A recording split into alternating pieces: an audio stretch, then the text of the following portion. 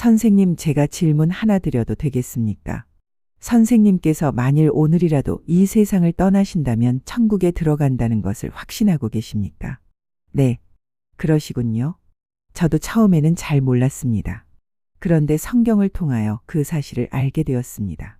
성경은 내가 너희에게 이것을 쓰는 것은 너희로 하여금 너희에게 영생이 있음을 알게 함이라 라고 말씀하십니다. 성경이 기록된 목적은 바로 우리에게 영생이 있음을 알려주어 확신을 갖도록 하기 위함이죠.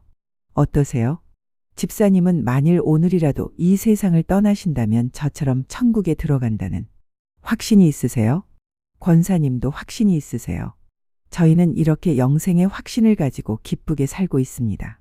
선생님, 제가 어떻게 영생을 얻게 되었는지, 선생님도 어떻게 하면 저희들처럼 영생을 얻어 천국에 들어간다는 것을 확신할 수 있는지 말씀드려도 되겠습니까? 선생님, 그 말씀을 드리기 전에 질문을 하나만 더 드리겠습니다. 선생님은 어떻게 하면 영생을 얻어 천국에 들어갈 수 있다고 생각하십니까? 그러니까 선생님은 선한 행위 때문이란 말씀이시죠. 제가 선생님의 대답을 바로 이해했나요? 선생님의 대답을 듣고 보니 선생님께 가장 기쁜 소식을 전해드릴 수 있겠군요. 그 기쁜 소식은 영생은 값없이 주시는 하나님의 선물입니다. 그러므로 영생은 돈이나 공로나 자격으로 얻는 것이 아닙니다. 성경은 너희는 그 은혜에 의하여 구원을 받았으니 이것은 너희에게서 난 것이 아니요 하나님의 선물이라. 행위에서 난 것이 아니니 이는 누구든지 자랑하지 못하게 함이라 라고 말씀하십니다. 사실 우리가 살면서 생명과 관계되는 가장 중요한 것은 값없이 다 선물로 받았어요.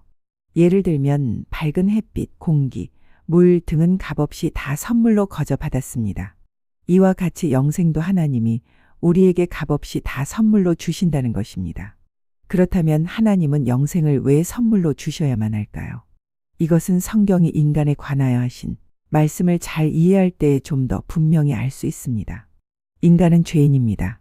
그러므로 죄인은 자신을 구원할 수 없습니다. 성경은 모든 사람이 죄를 범하였음에 하나님의 영광에 이르지 못하더니 라고 말씀하십니다. 성경에서는 죄를 이렇게 정의하고 있습니다. 첫째, 강도, 살인, 도적질, 간음처럼 하지 말아야 할 것을 하는 것이 죄이고, 둘째, 부모 공경, 이웃 사랑처럼 해야 하는 것을 하지 않는 것도 역시 죄이며, 셋째, 교만, 탐심, 미움, 질투처럼 나쁜 마음이나 나쁜 생각을 하는 것도 죄입니다. 그러나 무엇보다도 하나님을 하나님으로 믿지 않는 것이 가장 큰 죄입니다. 이런 기준으로 볼 때 선생님은 하루에 몇 번 정도 죄를 짓는다고 생각하세요? 물론 저도 그래요. 사실 우리는 자신도 모르게 많은 죄를 지으며 살죠. 성경의 기준으로 볼 때 어떤 사람이 하루에 10번이나 5번, 아니 단지 3번만 죄를 짓는다고 생각해 보십시다. 그 사람은 걸어다니는 천사라고 할 수 있을 것입니다. 그러나 그런 천사와 같은 자라도 하루에 3번씩, 1년이면 1000번 이상 90평생을 산다면 9만 번 이상의 죄를 짓게 되는 셈이죠. 그래서 이 세상에서 자신은 죄인이 아니라고 주장할 수 있는 사람은 단 한 사람도 없습니다. 그렇다면 이런 죄인이 어떻게 영생을 선물로 받을 수 있을까요? 이것은 성경이 하나님에 관하여 하신 말씀을 잘 이해할 때 좀 더 분명히 알 수 있습니다. 하나님은 자비로우셔서 우리를 벌하시는 것을 원치 않으십니다. 하지만 하나님은 의로우시기 때문에 반드시 우리 죄를 벌하셔야만 합니다. 성경은 하나님은 사랑이심이라 라고 말씀하십니다. 하지만 벌을 면제하지는 아니하고 보응하리라 라고 말씀하십니다. 전쟁 중인 러시아 제국에서 부족한 식량을 훔치는 사건이 종종 발생했습니다. 화가 난 지휘관 가르시아 장군은 누구든지 식량을 훔치다 잡힌 사람에게는 끔찍한 채찍질을 가하겠다고 선포했습니다. 그런데 도둑을 잡고 보니 다른 사람이 아닌 그의 어머니였습니다. 장군은 원칙대로 사랑하는 어머니에게 채찍질을 가하자니 늙으신 어머님이 돌아가실 것 같고 원칙을 무시하고 그냥 넘어가자니 부하들에게 군기가 서지 않을 것 같았습니다. 결국 지휘관이 만든 원칙에 따라 처벌해야 하는 날 그는 어머니 앞에서 겉옷을 벗었습니다. 그리고 부하들에게 명했습니다. 어머니 대신 나에게 채찍을 가하라. 그는 어머니 대신 채찍에 맞음으로써 어머니를 향한 사랑을 실천했을 뿐만 아니라 동시에 죄인을 처벌하는 공의도 실천하게 된 것입니다. 이처럼 자비로우시고 의로우신 하나님은 우리의 죄 문제를 예수 그리스도 안에서 단번에 해결하셨습니다. 예수 그리스도는 참 하나님이신 동시에 참 인간이십니다. 예수 그리스도는 우리에게 영생을 선물로 주시기 위하여 십자가에서 죽으심으로 우리의 모든 죄값을 대신 치르시고 부활하셨습니다. 이 책이 제가 태어나서 지금까지 지은 모든 죄와 모든 생각, 모든 말, 모든 행위가 낱낱이 기록되어 있는 책이라고 생각해 보십시다. 성경은 어느 날 이 책이 하나님 앞에 펼쳐지고 제가 행한 대로 심판을 받게 될 것이라고 말씀하십니다. 그런데 바로 이 책에 기록된 저희 죄가 문제입니다. 하나님은 저를 사랑하시기 때문에 저를 벌하시는 것을 원치 않으시고 또한 하나님은 의로우시기 때문에 반드시 저의 죄를 벌하셔야만 합니다. 이 문제를 해결하기 위하여 하나님은 그의 사랑하시는 아들 예수 그리스도를 이 세상에 보내셨습니다. 성경은 우리는 다 양 같아서 그릇 행하여 각기 제 길로 갔거늘 여호와께서는 우리 모두의 죄악을 그에게 예수 그리스도에게 담당시키셨도다 라고 말씀하십니다. 하나님이 미워하시는 저희 모든 죄가 그의 사랑하시는 아들 예수 그리스도께로 옮겨졌습니다. 십자가 위에서 우리의 모든 죄값이 다 치러졌을 때 예수 그리스도께서는 다 이루었다 라고 말씀하셨습니다. 예수 그리스도는 우리의 모든 죄값을 대신 치르신 후 사흘 만에 부활하셔서 우리에게 영생을 선물로 주시기 위하여 승천하셨습니다. 지금 예수님은 영생을 선물로 주시고자 하십니다. 그렇다면 우리가 이 영생의 선물을 어떻게 받을 수가 있을까요? 이 영생의 선물은 오직 예수 그리스도를 믿음으로 받습니다. 그러나 중요한 사실은 단순한 지식적 동의와 일시적, 현세적 믿음은 구원받는 믿음이 아닙니다. 구원받는 참 믿음은 우리의 구원을 위해서 오직 예수 그리스도만을 신뢰하는 것입니다. 성경은 주 예수를 믿으라. 그리하면 너와 내 집이 구원을 받으리라. 라고 말씀하십니다. 구원받는 참 믿음이 무엇인지 이 의자를 가지고 설명하겠습니다. 여기 의자가 있다는 사실을 알고 계시죠? 그러나 단순히 의자가 여기 있다는 것만 알고 앉지 않는다면 여기 있는 의자가 저에게 무슨 소용이 있겠습니까? 송구한 말씀이지만 이 의자를 예수님이라고 가정해 보십시다.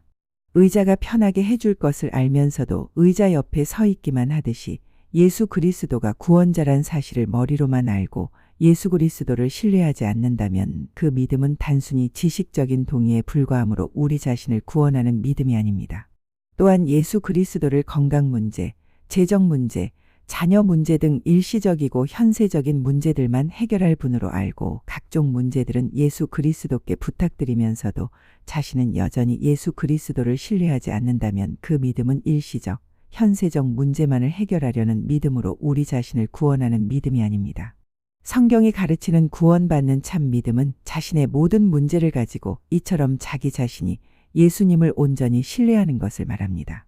어느 날 저는 제 삶의 모든 문제를 아는 채로 저 자신을 예수 그리스도께 맡겼습니다. 비로소 저는 영생을 선물로 받게 되었습니다. 얼마나 평안하고 기뻤는지 몰라요. 선생님, 앞에서 선생님은 영생을 얻어 천국에 들어가는 이유가 선한 행위라고 하셨죠. 그렇다면 선생님은 영생을 얻어 천국에 들어가려고 결국 누구를 신뢰하고 계셨던 것일까요? 선생님께서 영생을 선물로 받고 천국에 들어가려면 신뢰의 대상을 자신의 선한 행위로부터 오직 예수 그리스도께로 옮기셔야만 합니다.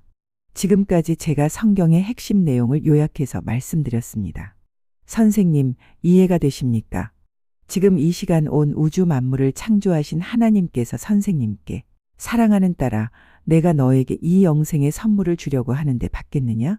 라고 물으신다면 선생님은 이 영생의 선물을 받기를 원하십니까? 선생님, 참으로 중요한 결정을 하셨습니다. 이제 선생님의 결정이 무엇을 뜻하는지 간단히 말씀드리겠습니다. 첫째, 영생을 얻기 위하여 자신을 신뢰하지 않고 오직 예수 그리스도만을 신뢰하겠다는 뜻입니다. 둘째, 부활하여 살아계신 예수 그리스도를 구원자로 삶의 주인으로 모시겠다는 뜻입니다.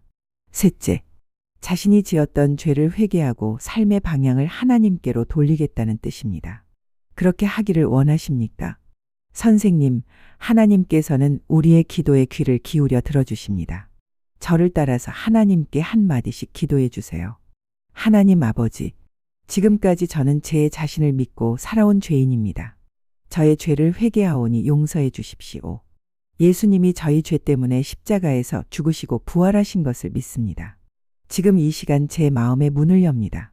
예수님이 제 마음에 들어오셔서 저의 구원자와 삶의 주인이 되어 주십시오. 이제부터 제가 하나님 앞에 설 때까지 저의 삶을 인도해 주십시오. 예수님의 이름으로 기도드립니다. 아멘. 제가 선생님을 위하여 기도하겠습니다. 하나님 아버지, 감사합니다. 영접하는 자, 곧 그 이름을 믿는 자들에게는 하나님의 자녀가 되는 권세를 주신다. 라는 말씀대로 선생님이 하나님의 자녀가 되게 해 주셔서 감사드립니다. 동의서에서 먼 것 같이 내 죄를 멀리 옮기었느니라. 다시는 내 죄를 기억지 아니하리라. 라는 말씀대로 선생님에게 죄 용서의 확신을 주시고 나를 믿는 자는 멸망치 않고 영생을 얻으리라. 라는 말씀대로 선생님에게 구원의 확신을 주시옵소서. 예수님의 이름으로 기도드립니다. 아멘.